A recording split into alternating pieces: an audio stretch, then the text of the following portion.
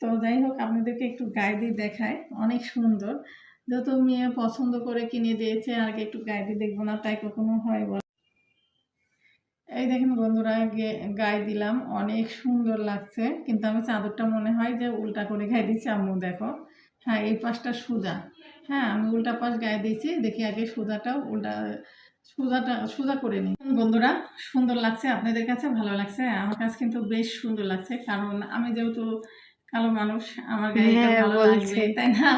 তো এই যে দেখুন, এই যে সুন্দর, এটা কিন্তু মানে এটা শাড়ির সঙ্গে মাফলারের মতো করে এটা নেওয়া যাবে, এইভাবে নিয়ে গায়ে দিলে ভালো হবে। কারণ এটা কিন্তু মানে এইভাবে উলনার মতো করে পরা যাবে না, মাফলারের মতো করে ব্যবহার করার জন্য অনেক সুন্দর।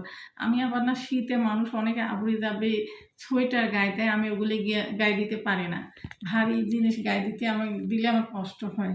তো যাই হোক, আর এখন এই যে আর একটা আছে, আমার মেয়েকে কিনে দেওয়া হয়েছে, সেটা দেখি আপনাদেরকে দেখাই, চলুন। এটা তো আমারটা দেখালাম, আমাকে মেয়ে গিফট করেছে, তো মেয়েকে কি গিফট করেছি সেটাও চলুন আপনাদেরকে দেখাই।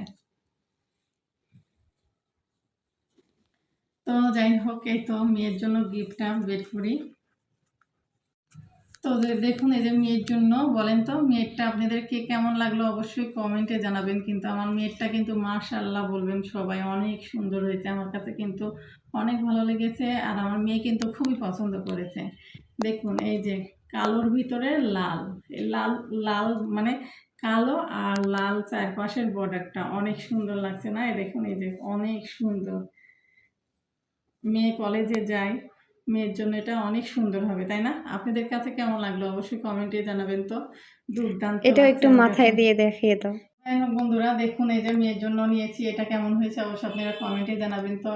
দেখুন তো অনেক সুন্দর হয়েছে না? মাশাআল্লাহ অনেক সুন্দর হয়েছে, ভালো লাগলে অবশ্যই কমেন্টে জানাবেন। আল্লাহ হাফেজ।